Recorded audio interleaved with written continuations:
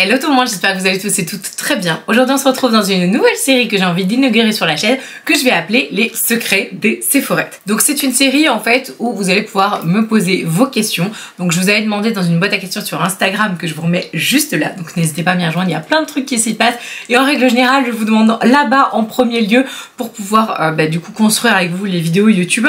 Et donc je vous ai demandé de me poser toutes les questions que vous aimeriez poser à une conseillère Sephora. Alors vraiment mais en mode lâchez-vous quoi, que ce soit sur des conseils produits, d'autres trucs un peu marrants, enfin voilà, vous allez vraiment poser plein de questions super intéressantes.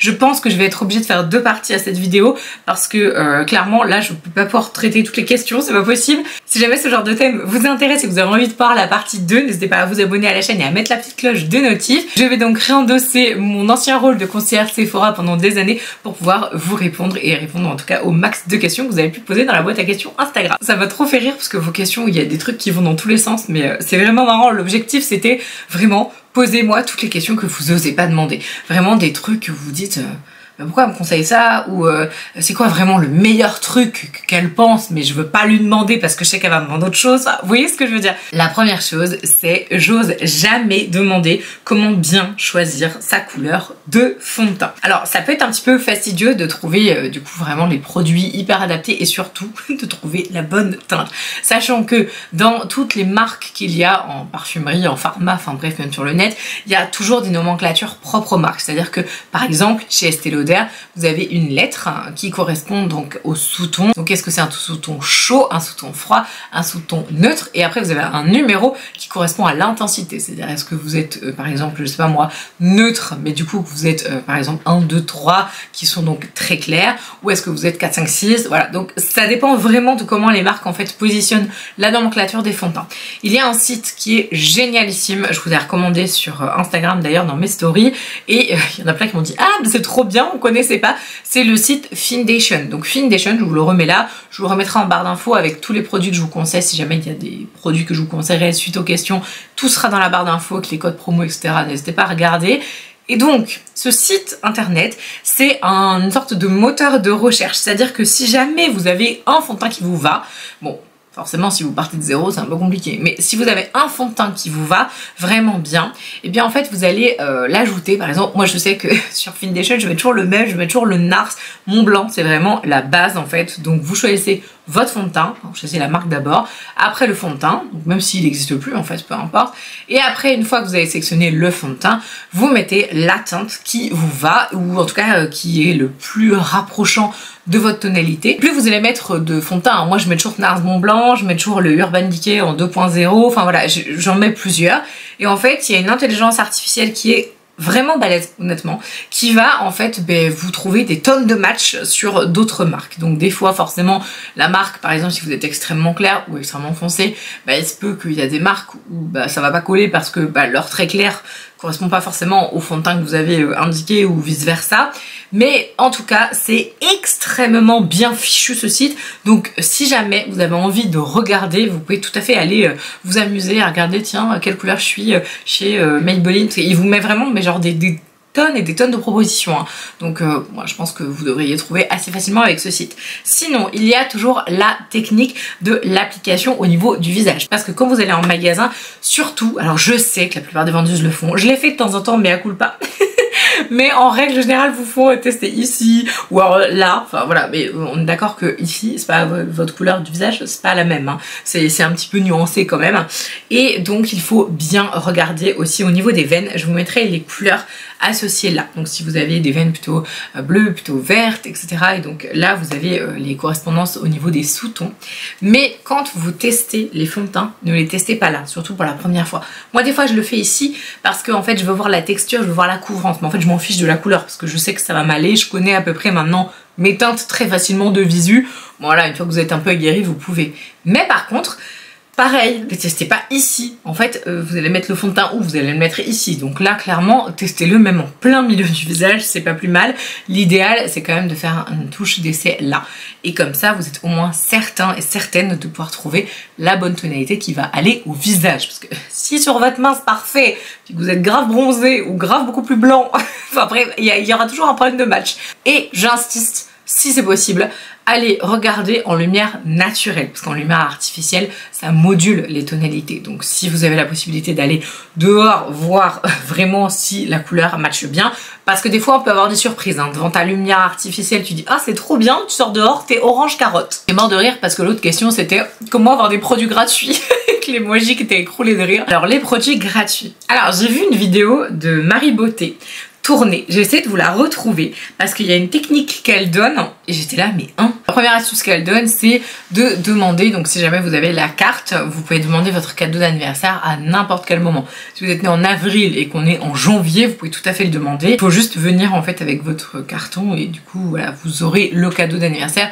à n'importe quel moment, il n'y a pas de problème. Ça c'est une astuce qui fonctionne vraiment et moi aussi je l'ai donné le cadeau d'anniversaire même si t'es pas au mois de l'anniversaire en question. Et donc la deuxième astuce qu'elle donne, et là je vous avoue j'ai jamais vu quelqu'un faire ça, elle dit que ça a été validé, j'adore Marie Beauté, elle est adorable cette nana, elle dit que ça a été validé par des conseillers CFO. Alors je pense que ça a dû changer hein, depuis le temps où j'y travaillais, mais elle dit que vous pouvez venir avec un vaporisateur de sac à main, vous savez les petits vapos là en fait qui font 5, 7, 10, 15 ml, enfin, c'est pas 15 ml, faut pas déconner, mais peut-être 10, et que vous pouvez les remplir directement via les testeurs sur les testeurs parfums en fait.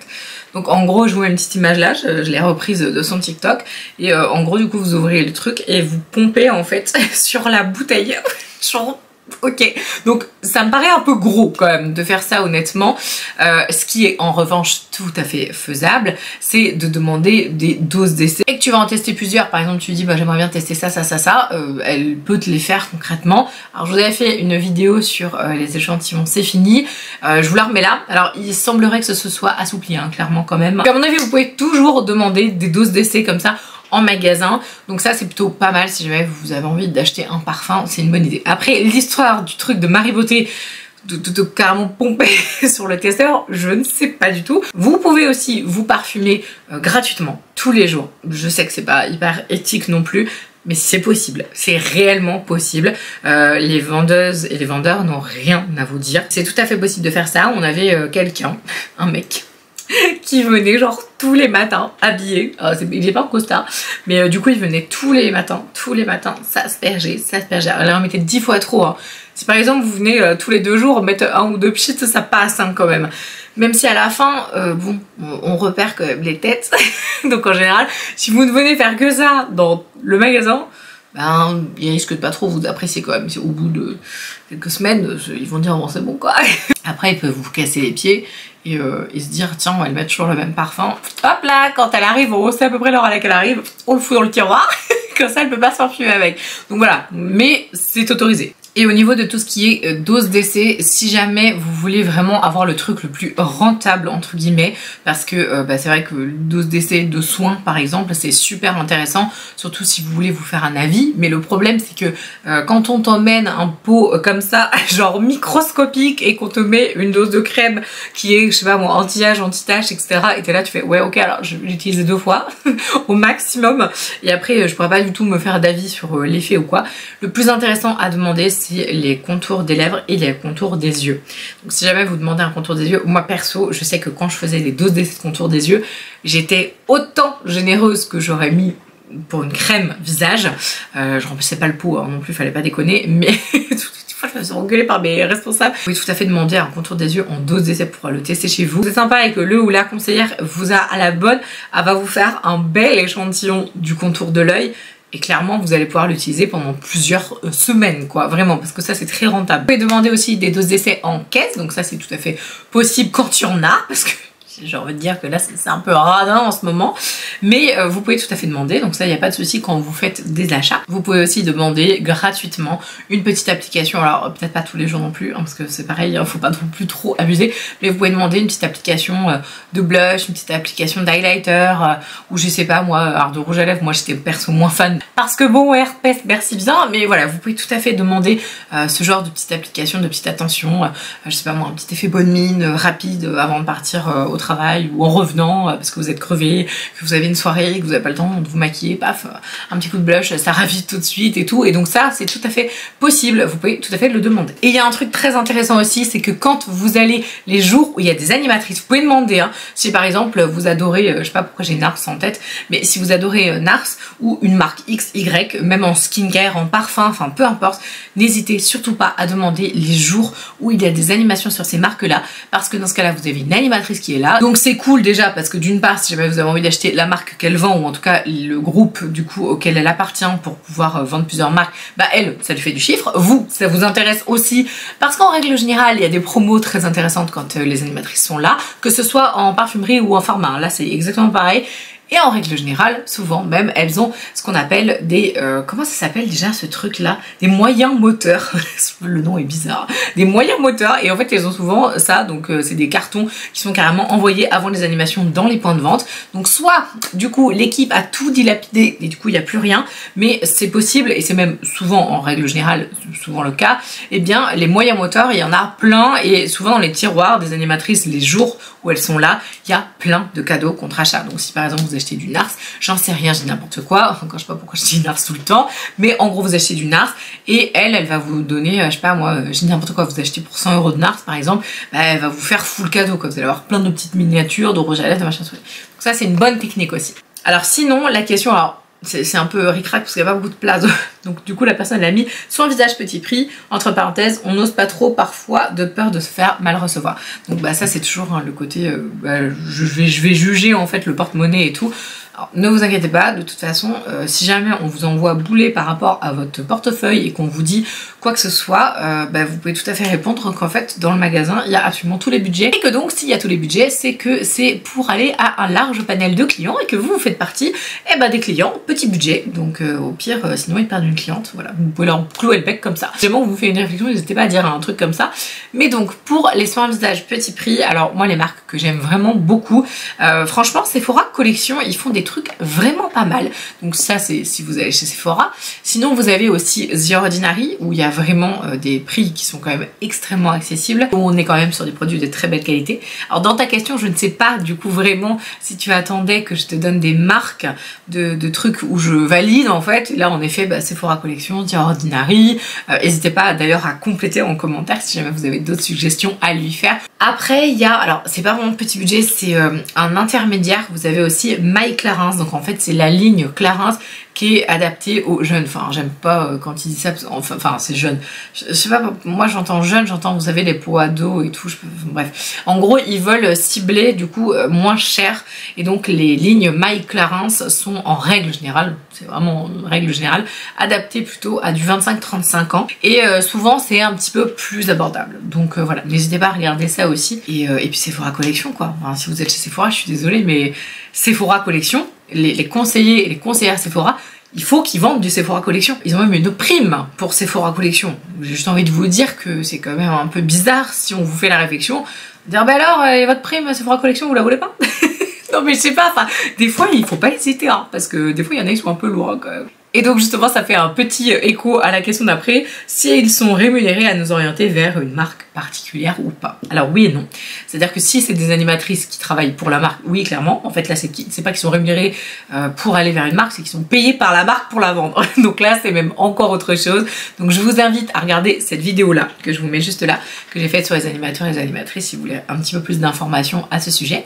Mais pour tout ce qui est conseillers et conseillères qui travaillent dans la boutique, alors il faut savoir que ça bouge tous les mois, toutes les semaines, enfin ça dépend en fait des enseignes tout simplement, mais en règle générale c'est tous les mois, donc il y a des nouvelles marques à mettre en avant et donc chaque mois ça s'appelle, alors chez Sephora c'est les marques stars, ils appellent ça, je pense que ça a dû changer de nom maintenant, mais en gros tous les mois du coup il y a un panel de gamme que du coup les conseillers et conseillères doivent apprendre par cœur en mode ah oui alors c'est quelle marque déjà, donc on a ça, c'est des marques en fait qui ont payé Sephora pour être plus mises en avant que les autres, en tout cas pour être plus conseillées que les autres, et donc qui ont un chiffre d'affaires au mois à faire. Donc oui, il y a des orientations, ça c'est une évidence. Après, très honnêtement, à mon époque, franchement, c'était peanuts. J'étais payée au SMIC, et en gros, quand j'avais 100 € de prime, je faisais péter le champagne. Ça faisait pas du tout du simple au double, hein. Vraiment le salaire ne variait que très peu. Mais je pense que ça a changé, à mon avis ça a été modulé, et heureusement, parce que c'était pas du tout motivant, hein, très honnêtement. Moi je me souviens de mes chefs, quand on avait fait nos focus, voilà, parce qu'en fait là du coup c'était tous les mois, mais toutes les semaines il y a aussi un truc qui change. Par exemple, vous avez une marque à mettre en avant en plus, ou par exemple un produit ou une ligne, ou j'en sais rien, ou que sais-je, un parfum en particulier. Et du coup quand on faisait le focus et qu'on avait réussi, je me rappelle, j'avais dit à une de mes responsables, bah du coup je gagne quoi moi? Parce que les focus on n'était pas payés à l'époque. Puis elle me regarde, elle fait toute ma reconnaissance éternelle. Oui bah c'est gentil, mais ça met pas du beurre dans mes pâtes en fait ça. Donc oui, il y a rémunération, on va dire assez light, mais il y a rémunération. Alors j'adore celle-là, c'est pourquoi t'en auras 10 sur les échantillons. Alors des fois il y a tout simplement des conseillères pas très sympas, c'est tout à fait probable, et ils peuvent, bah, je sais pas, vous avoir dans le pif, ou avoir une sale journée, et du coup ils vont donner pas beaucoup. Des fois ça peut aussi venir des responsables qui disent dis donc ma petite cocotte, genre par exemple, moi ça m'arrive souvent, dis donc ma petite Maride, tu donnes trop d'échantillons, on va peut-être arrêter là, on va peut-être se calmer là, donc donne-en moins. Voilà, donc ça peut venir de là aussi. Ça peut aussi venir, et à mon avis 99% du temps, ça vient du fait que les marques maintenant envoient tellement moins de doses d'essai. Parce que pour leur défense, vraiment, les conseillers et les conseillères, ils sont autant démunis que vous, parce que quand ils voient ce qui arrive au niveau des livraisons, et qu'ils voient les échantillons, et que genre ça c'est pour le mois, tu fais mais what? Comment je vais faire? On a toujours les mêmes parfums, il y a toujours les mêmes trucs, et franchement il y a que dalle, enfin c'est hyper déprimant. Même à l'époque, moi quand j'y étais, vraiment on avait mais rien du tout par rapport à quand j'ai commencé à travailler. Et quand j'ai commencé à travailler, moi je trouvais qu'il y avait plein d'échantillons, vraiment c'était cool. Encore ma responsable à l'époque me disait ah non mais en fait il n'y a plus rien par rapport à avant, donc je pense que c'est vraiment en décrépitude. Donc c'est pas vraiment leur faute, ça je pense qu'il faut pas trop leur en vouloir, et surtout il y en a, ça les saoule tellement de faire des petits pots, de faire des petits machins, des petits bidules et tout. Donc bon, je pense que c'est un petit melting pot de tout ça pour répondre à ta question. Quelles sont les marques ou les produits qui ne valent pas le prix qui est affiché niveau qualité? C'est très compliqué de répondre à ta question, mais je vois bien le côté en mode non mais dis-moi la vérité quoi. Est-ce que ça vaut vraiment ce que tu es en train de me vendre? Il y a plein de marques où on achète vraiment la com, où on achète les packaging, les visuels. Ça, c'est une évidence. Je dis souvent, quand tu vois une marque X ou Y faire des promotions régulièrement, ça veut soit dire que la marque se casse un peu la goule et qu'elle essaye de récupérer un minimum de chiffre d'affaires, mais ça peut aussi vouloir dire, et souvent ça veut dire, que la marge est tellement grosse sur les produits de base en fait, qu'ils peuvent se permettre de diminuer vraiment les prix, parce que même avec les prix diminués, ils se font toujours une marge. Donc en règle générale, si tu observes bien, tu vas voir qu'il y a quand même certaines marques qui sont souvent en promotion, et que donc bah, ça veut bien dire ce que ça veut dire. Ça veut juste dire n'achète jamais plein pot ces marques-là, voilà, tout simplement. Et il faut aussi savoir que dès lors que tu as des codes promotionnels comme ça, de toute façon tu ne peux pas vendre à perte, c'est impossible. Donc même s'il y a des codes promo, des trucs et des machins, c'est toujours jamais à perte. Même pas d'idée, parce que moi j'ai mis dans ma tête d'une marque que je trouve extrêmement abusive, par exemple c'est Sisley, excusez-moi mais Sisley, mais Chanel, enfin c'est pareil, alors je suis désolée, oui, alors Chanel, Dior, Sisley, compagnie, Guerlain, oh là là, Guerlain, l'orchidée impériale, mais what, bref. En fait, le truc c'est que t'as à la fois un peu un made in pot de tout ça, c'est-à-dire que t'as à la fois de la com, qui est extrêmement chère, il y a à la fois les égéries qui sont payés aussi, qui sont extrêmement bien payés, qui donc bah, font partie de la com aussi, hein, clairement. Mais vraiment, enfin pour moi, il y a ça, il y a les packaging, il y a... Et finalement, en fait, le produit en lui-même, par exemple, je réfléchis à l'orchidée impériale, alors j'ai pas les tenants et aboutissants scientifiques de tout le truc de l'orchidée impériale, de tout le déroulé et de tout le market, mais très honnêtement, ça, pour moi, c'est trop cher. L'orchidée impériale est un produit incroyable, vraiment, je vous promets. Par contre c'est abusément cher, c'est tellement cher, c'est beaucoup trop, c'est, enfin je veux dire n'importe quoi. Donc je saurais pas répondre à ta question avec des marques précises, parce que je pense que c'est très personnel et c'est très subjectif. Si jamais vous avez envie de voir une partie 2, n'hésitez pas à me le dire en commentaire et surtout rejoignez-moi sur Instagram et regardez bien mes petites stories parce que justement c'est là que je vous pose les questions et comme ça vous pourrez répondre directement. Si jamais vous êtes toujours là, je vous laisse mettre le mot Sephora en commentaire pour le mot magique de la vidéo du jour. En attendant, je vous embrasse de tout mon cœur et je vous dis à la prochaine. Ciao!